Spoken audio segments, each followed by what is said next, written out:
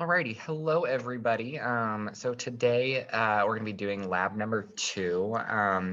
This was going to be obviously done in class time, but the PSAT kind of screwed some of that up. So we're going to be doing this obviously virtually like usual, but I wanted to prepare this for us to be able to kind of still go through the procedure a little bit and make sure that we understand all the big concepts that we're trying to get from this. Okay.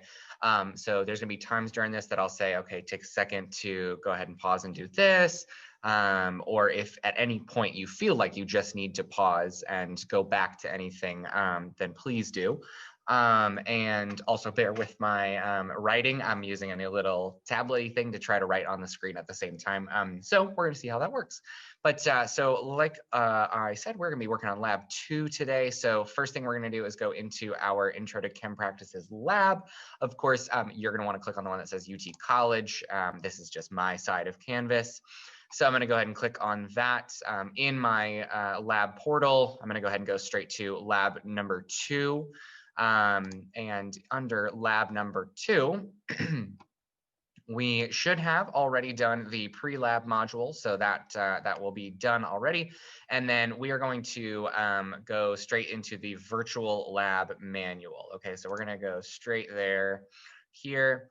And in this virtual lab manual, this is where we're going to find all the information that we're going to need for the duration of our lab. Okay.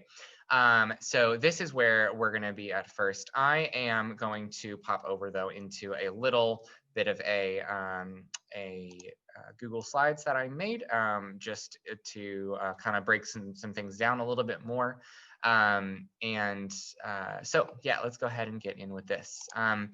So we are doing lab number 2 right now. It's this lab is going to be focused on spectroscopy. Okay, so we've been talking a lot about like electrons and light and how things work and how things move. And so this is going to really hone in on how light and electrons interact together and how we see that manifest in real life. And the way that we're going to do that is by investigating the dyes in drinks that we have. So in different like sports drinks that you've drank, like Powerade or Gatorade. But then you've got things like coffee that are dark drinks, or you've got things other drinks that you have, like different sodas, right? They all have their own certain color to them. And because of that, they all absorb light at specific wavelengths, okay? So here we have our guiding question. So this is going to be that guiding question at the very end of our lab that is going to wrap up, which is what we're going to answer in our CER conclusion. So the guiding question for this one, we want to have a good idea of how we want to answer this by the end of the lab. So on a hot day during summer in Texas, which color shirt would you recommend wearing to keep you cool while standing under the sun? A dark color or a light color? So that's going to be our final question that we're going to be answering with our claim, evidence, and reasoning. And you might already know which one you want to choose, but you might not have like the exact reasoning behind it. Or maybe we want a little bit more evidence from this lab procedure to really define why we know which one is the right choice. Because I think y'all probably already have an idea which one you want to choose, and that's okay. So just a little bit of discussion, a few things to go through before we get into the lab procedure. So first we have our process, our purpose, okay? So our purpose of this lab is to use spectrophotometry to actually determine the concentration of food dye in different unknown samples. And so this can be used to find the concentration of dyes in any food samples as long as you use the right wavelength of light. So for example, you could use it to calculate the concentration of dye that is red, or you could use it to calculate the concentration of dye that is blue or green or yellow, right? You can use all these calculations to determine each specific concentration of the different dyes being used. So we're going to be doing this using, in our examples, we're going to be using Gatorade, different samples of Gatorade for the purposes of this lab. And then we're going to quantify that using absorbance of each sample at the appropriate wavelength of light to relate the values to the concentration using what we call the molar absorptivity, okay? And that's going to be the slope of the graph that we're going to get to eventually, okay? So might be things that we're not too aware of yet. Totally cool, right? So the molar absorptivity is going to be like the slope. So always think back to our algebra concepts there. So that's kind of what we're going to be looking at with this lab. So in some of these objectives, right, some of the things that we want to actually do during the process and that we would be doing in person, first we're going to perform a serial dilution. And that's kind of like this image that you see right here, a serial dilution, okay? So we want to think about what those two words mean, right? So first, serial, I don't know, dilution, right? Diluting something, I've heard of that before. So to dilute something means to make it less concentrated, okay? And serial, for example, if you think of like a serial killer, right? A serial killer does things in sequence, right? So this is a sequence of dilutions. So a sequence of making things less concentrated. So we start here with this very dark, concentrated solution, and we're going to dilute that simply by adding water. Make it a little less concentrated. Do that again, add some more water, a little less concentrated, and so on. Then we are going to construct a calibration curve for this dye, because in this case, we're going to be using our reds in this case. So we're going to construct a calibration curve of the red dye, and that calibration is going to let us calculate the concentration of other things with red dye in them, even if we don't know how much red dye is actually there. Then we're going to determine the absorbance of our drink samples using the given wavelength. So we're going to determine that absorbance of the red dye. And then we're going to use that to calculate the concentration of the red dye in those three unknown samples, okay? So we talked a little bit about dilution, right? So we also want to understand, okay, what does that word absorb mean, right? What does it mean for something to absorb something? So think about that definition to yourself for a second. And then also, where have you seen reference to concentration before? Where do you see how concentrated something is? Have you ever seen that in reference to anything in your life? If you have, try to relate that to what we're going to be seeing. If you have not, maybe try to see if you can find a source of something that identifies what a concentration is, okay? So what we're going to be using to conduct this lab and to actually do those calculations that we briefly mentioned is something called Beer's law, and that was a person named Mr. Beer, not a actual beer. Okay, so when we're thinking of Beer's law, we're thinking about a person, not alcohol. And so Beer's law is a very actually simple equation. Okay, it looks very simple, but each of these letters represents something, of course, just like equations usually do. Okay, so Beer's law is this A right here, which we refer to as the absorbance. Okay, that A right here, this A is going to be the uppercase A, and that's going to be the absorbance that we will discover when we put our samples into our measurement device. The lowercase a right here, our lowercase a, is going to be referred to as our molar absorptivity. Okay, again, what is molar absorptivity, right? A molar absorptivity is how much of that color is absorbed per mole of a substance, okay? So how much of that light is absorbed per mole of a substance? And we can clarify that more later on. Then we have our second variable here. So it's going to be A times B, which is the path length of the cell. It's very simply for us, the way that this machine is set up, very simply for us, the path length of the cell is going to be equivalent to, oh, that is very bad. That's okay. Oh, wrong button. Path length is going to be equivalent to 1 centimeter. Okay, it's just 1 centimeter. So it's going to be very easy for our calculations. Okay, and then the final variable is C, that concentration. Okay, so it's going to be A times B times C, which is our concentration. And the concentration is actually how much dye is in that solution, which is what we want to know. So what we want to kind of understand here, make sure we always understand with our equations, is what's the kind of relationship going on here, right? So we want to think about, okay, what kind of relationship does absorbance have with concentration?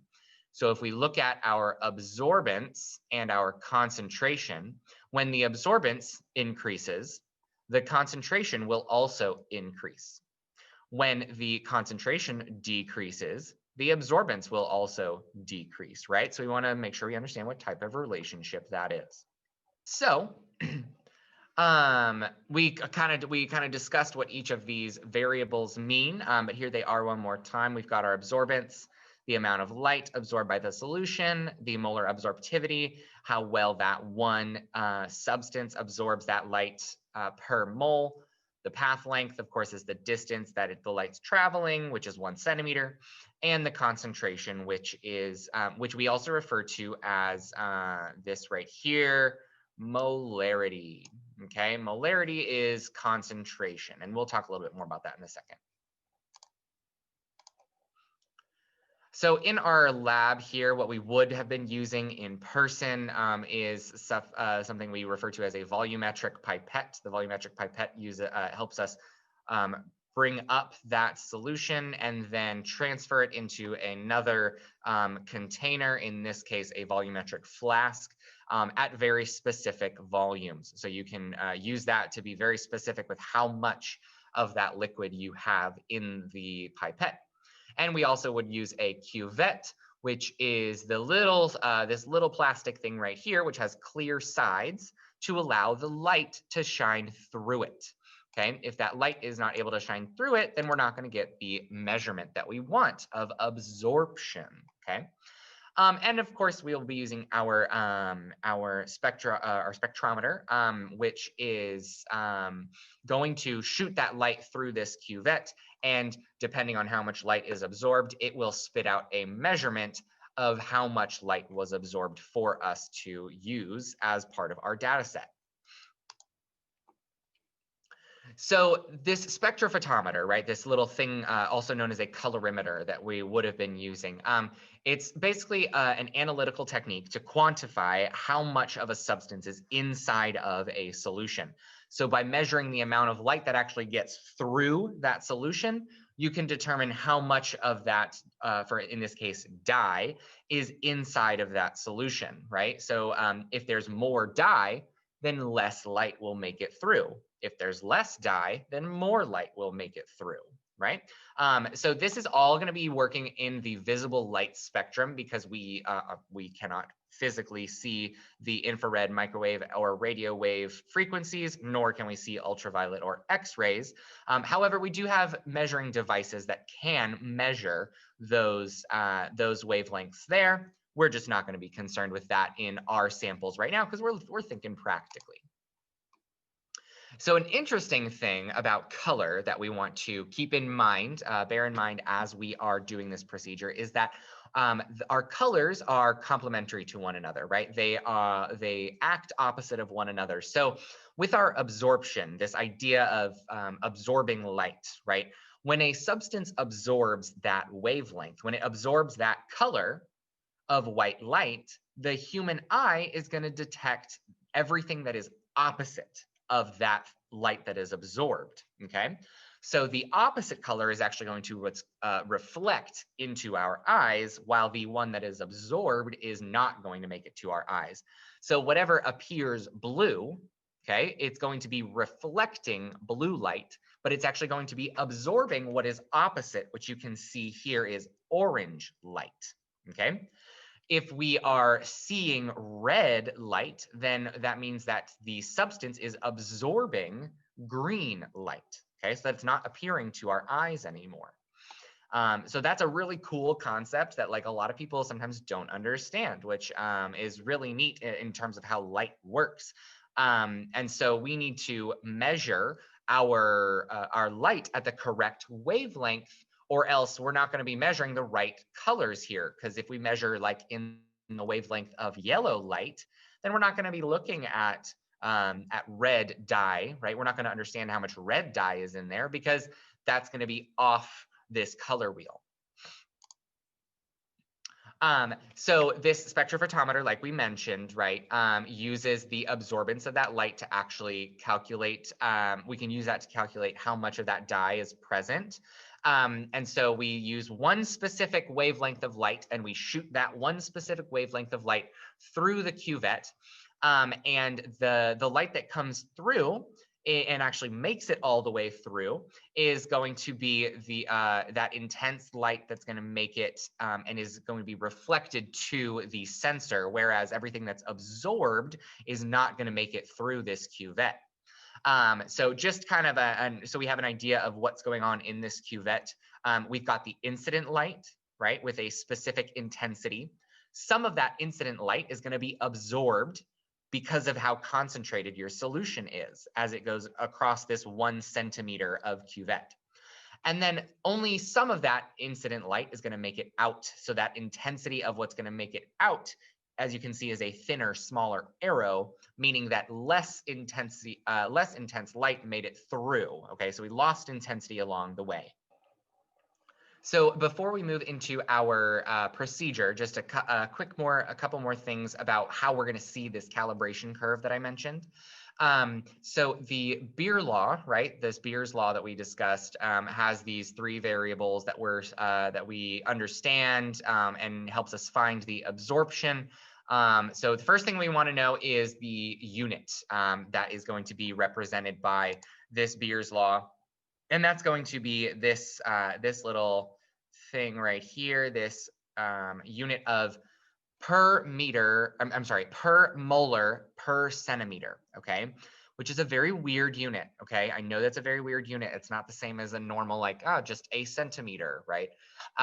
It's a very weird unit, and the reason that it's a very weird unit is because it is it's using these variables to discover this new value, and this new value is going to describe what we know about this light. So we are not seeing this like manifest in front of us. We're not seeing like a centimeter of light necessarily, but we're seeing how much of that light is actually absorbed. So we record that as per molar per centimeter.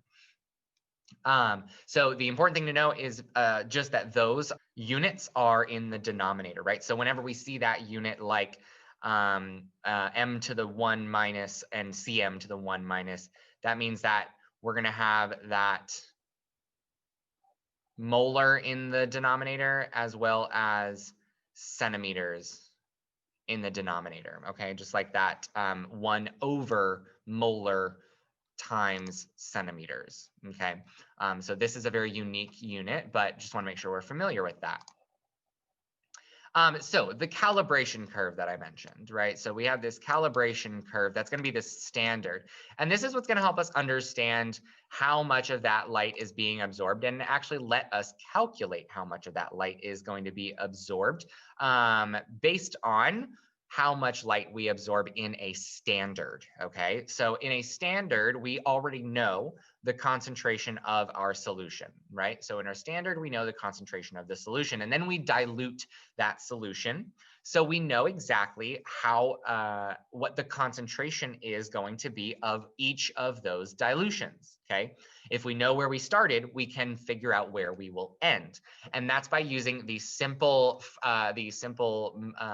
molar dilution formula, which I'll show you in a moment. But the calibration curve is here for a reason, because the slope is going to give us that molar absorptivity. Okay, the slope is going to give us that molar absorptivity, which, as we remember, we need for our Beer's law right here. So Beer's law is we need that A to determine the absorptivity, or sorry, the absorption or the concentration, either or, depending on what we already know. In order to find A, we need to find the slope of that standard curve. So what we're going to do is, in our procedure, we're actually going to plot what we discover in our procedure onto a graph to figure out what our standard curve is.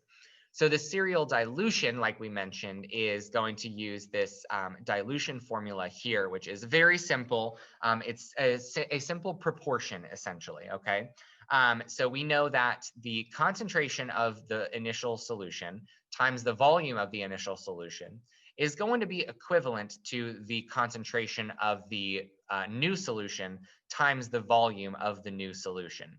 And so what we want to recognize here is that the concentration and the volume have an inverse relationship. Okay, concentration and volume have an inverse relationship here, where when one goes up, the other one must go down. All right, so to kind of see how that works here, we have an example. We want to perform a serial dilution here. So if we want to perform a serial dilution using 10 molar stock solution of aqueous copper chloride to yield a total of 4 standard solutions. All right, if we're trying to do this, then what we're going to do is we're going to take 5 milliliters of the 10 molar stock solution, and we're going to put that into an empty container. And then we're going to add 5 milliliters of just water, just plain water, plain deionized water, so that our new solution is now still 10 milliliters. Okay. So we want to solve for the new concentration of that solution, right? So in this case, in what we are doing here, we know that our initial concentration was 10 molar. We were told that. We know that our initial volume of that solution was just 5 milliliters. Then we added water, so our new volume ended up being 10 milliliters. And so now we want to solve for that new concentration M2, all right? So in order to do that, we need to do just simple algebra, a little bit of manipulation so that we can isolate M2 by itself. Remember, isolating that variable to get it by itself so we can solve it. And we know all those values, so we can plug them all in. So we have 10 times 5 divided by 10 gives us a new concentration of 5 molar. Okay, so our new concentration is a 5 molar solution. So as we can tell in this case, our concentration went from 10 down to 5, right? So our concentration halved, right? We got half the concentration as what we had before. So if we do that again, if I can scroll down, if we do that again, then we notice, all right, we start with 5 as our initial concentration, what we ended with just a second ago. We're going to take 5 milliliters of that. We're going to add 5 milliliters of water to get another 10 milliliters. And we can again solve for the new concentration. Same exact process on our calculation. We end up with a new concentration of 2.5. And as we can see here, yet again, with this dilution, we halved our concentration, right? We started at 5 molar, we ended at 2.5 molar, okay? So with our serial dilution here, when we use half the volume as the initial concentration and we add the same volume of new water, then we're going to end up with half of the initial concentration. So very easy shortcut there, right? And so here we have that serial bringing us all the way down, a serial dilution to get the most diluted substance here. All right. So there we have what it looks like to do a serial dilution. So now we can get into our procedure for our lab. Okay, so for this part of the procedure, we are going to be doing our serial dilution analysis in order to determine that standard curve that we mentioned earlier. All right, so the first thing that we're going to do with our procedure here is we're going to empty our water out so that we don't have any left, and we're going to put in some drink mix. And it wants us to put in about 0.1 liters of our drink mix, okay, which you can see our drink mix has a concentration of 5.5 moles per liter, okay? So that is going to tell us exactly how much of this dye is in a liter of this solution, okay? So it wants us to put in about 0.1 liters in here and make our measurement. So that measurement is going to go in our table, our dilution table here, as the initial concentration, okay? And we also want to document that as our initial volume of 0.1. Okay, so our initial volume, 0.1 liters, concentration at 5.5 moles per liter. And then the next thing we're going to do is use this faucet here up at the top to add water, to the solution until it has a total volume of 0.2 liters, right? So we're going to double how much solution is in here until we get to 0.2 liters, which is that second mark above. And there we go. We've got about 0.2 liters in there. So then this is going to be our second volume, right? So the volume of dilution number 1, okay, of 0.2 liters, and we're at a concentration of 2.730 moles per liter. Okay, so then we will make our second dilution, which is, we are going to now double our solution again. So we're at 0.2 liters for dilution number 1. So we need to go to 0.4 liters for solution number 2. Get us, boom, right there, 0.4 liters. There we go. Now we've got a new concentration again of 1.38 moles per liter. Again, I'm going to double my solution here with, so that was dilution number 2. I'm going to double it again to get to dilution number 3, get a measurement of 0.8 liters right there. We've got a measurement now of 0.69 moles per liter. And that's going to be my dilution number 3. And finally, with dilution number 4, going to get us all the way to 1 liter with a concentration of 0.552 moles per liter. So that's how we create our dilution, our serial dilution. But just for the sake of consistency, OnRamps has actually provided the data that they want us to use for this data table. So instead of using the moles per liter here on the simulation, we're going to use this initial concentration that we have here listed in parts per million. Okay, so moles per liter and parts per million, those are just two different ways to measure our concentration. They're very similar to one another, just different ways to measure. So the thing to note here, right, is that our initial concentration is 16.1 parts per million. And it tells us here that our new concentration is 8.05 parts per million, right?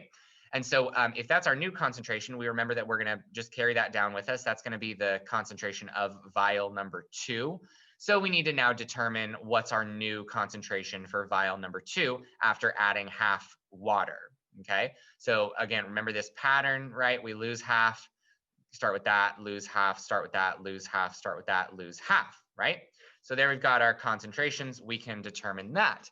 So now we're going to do part B of the procedure for this lab using Beer's law and our actual spectrophotometer to measure some of the absorbances of these substances. Okay, so important is to note how this is working, and just kind of remember that if we were doing this in person, right, we would actually be using these tools to measure these things out.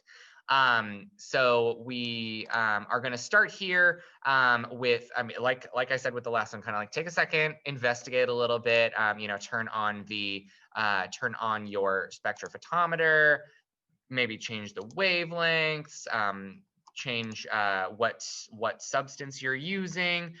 You can mess around with it and see how things change as you mess with those things. But here, if we start with a concentration of 0 in our solution, we know that's water, right? If we turn that on, then we're going to get a transmittance of 100%, which means that all of the light is being transmitted through. And we're going to get an absorbance of 0, meaning that no light is getting absorbed, right? If we increase our concentration using this little bar down here, we're going to see that our absorbance goes up. Our absorbance increases as we move up this scale, okay?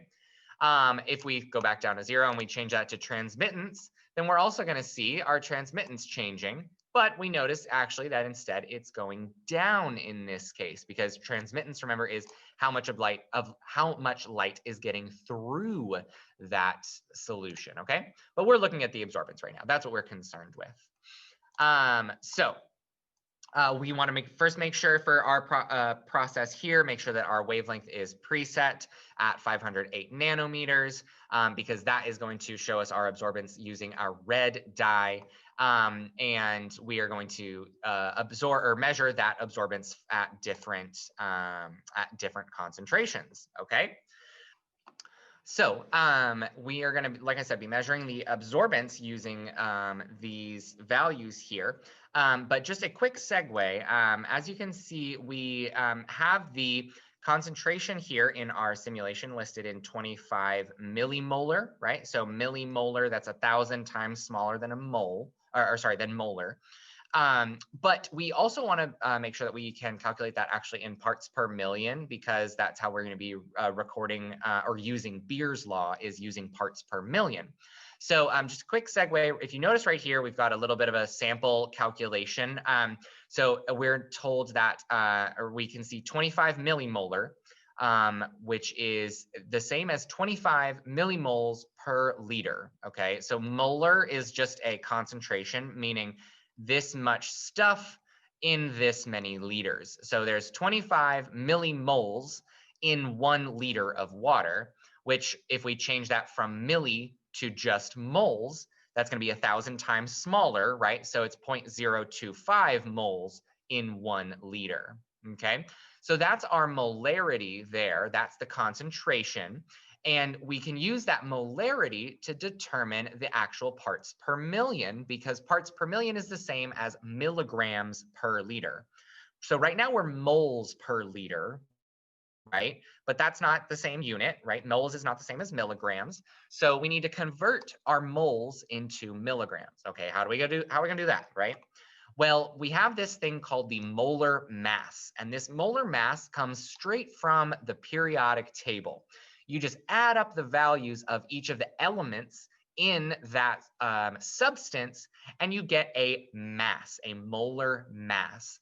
And in this case, for red dye, we don't know all the elements in red dye, but we're just told that the mass of 1 molecule of red dye, or 1 mole of red dye, is 898 grams. So 898 grams of red dye fits 1 mole of red dye. Okay, that's how much 1 mole of red dye weighs. So if we use that value, then we can cancel out that unit of moles, and we can get our unit of grams, right? Now that's going to convert to 22.4 grams per liter, which is great, but that's still not the right unit that we want in the numerator. We want milligrams in the numerator. So we're just going to change our 22.4 grams to 22.4 times 10 to the 3 milligrams, okay? Because remember, 1 gram is 1,000 times bigger than 1 milligram. So this is the opposite of what we did with millimoles to moles, right? Here we went smaller. Here we go bigger, okay? So we are going to want to make sure that we do that for each of our calculations here, each of these concentrations. But if you'll notice, this concentration is 25 millimolar, and the next concentration is 50 millimolar, right? If the first one's 25 and the second one's 50, how do you get from the first one to the second one? You double it. So what can we do to this concentration here in parts per million? You got it. Okay. So make sure that you record those, just so that you have that for future reference, that you record each of those concentrations there in the table in the slides that I have. Okay. So if we record that for each of those, then we can also record our absorbance. All right, so now here for 50 millimolar, our absorbance went up to 0.25. If we increase that to 75 millimolar, then we have an absorbance of 0.38. And if we increase that to 100 millimolar, we have an absorbance of 0.51. So we can record that in our table as well. Now, again, for the purpose of consistency, in our actual lab manual, you have already been given absorbances, because in our lab manual here with this sample data, we're actually going to be calculating for blue dye, not red dye. So we're going to use all these numbers that they have provided for consistency's sake. So now that we have calculated our concentrations and we have measured our absorbances, we are going to need to use Excel to plot our calibration curve. Okay, so what you're going to do is using Excel, you're going to take the data that we have here and we're going to make a calibration curve for our purposes. So if you're not really sure how to graph using Excel, then we're going to do cover a little bit of that right now. Okay. So in Excel, I went ahead and brought over here our concentrations. Okay, so the concentrations of our actual flasks and the absorbances that we measured on each flask here. Just went ahead and brought those over into our Excel. So all we're going to do here in Excel is go ahead and highlight the information, the data that we actually want to include in our table. And then we're going to go ahead and click Insert. And we're going to look right up here in this charts area. And there's lots of different charts that you can include. But in this case, because we've got individual data points, we're going to go ahead and use a scatter plot because that goes ahead and identifies each of these points using the first column that you put as the x-axis and the second column that you put as the y-axis, okay? Now we are going to add a couple of these different elements that were asked for in this box. So we're going to do this using this little plus button right here. So using this little plus button, it's going to bring up all these right here. So first we're going to want axis titles because it asks us to label our titles. And our axis titles, like we were identified, our y-axis is the absorbance, and the x-axis we identified as our concentrations. Okay, and of course we want to include our units here. And I'm going to put my 1 over molar centimeters there. So making sure we include our units and our title. Okay, always want to make sure when you're graphing that you include a descriptive title, which can be descriptive in many ways, right? So in this case, this graph is showing us our absorbance versus our concentration, right? So we're using these axes to show how these are related to each other. We are also going to want to add a trend line. Okay, so notice here we've got this option for trend line, and we want to add a linear trend line as we are told over here in box A, add a linear trend line, and we want to record the value of the slope. So we're going to need to click on more options here. We've got linear, and we want to display the equation on the chart. So scroll down, click display equation on the chart, and boom, here we have our equation. Okay, so this equation right here is describing our linear trend line right here. And of course, we can see this is written in the typical algebraic expression fashion, y equals mx plus b. So of course, we want to remember which one of these is going to be our slope, right? So if we remember, our slope is always the m in that equation, which we can see in this case is 0.1144, right? And that m, that slope is going to be very important for us in a moment. So we want to make sure that we record that correctly, okay? Awesome. Oh, there we go. So that slope, remember, is going to be equivalent to that A in Beer's law. Okay. So this is where we're going to need that Beer's law to actually go ahead and do some calculating. So for the last part, because we used the blue dye sample and that sample data, we are not going to follow the red dyes in these Gatorade samples. We're actually going to use 3 different samples here, which you'll see in the Google Slides that I have provided. Just make sure we're using those and not these values here. So let's go ahead and get rid of these. So there are 3 unknowns that we're going to be using.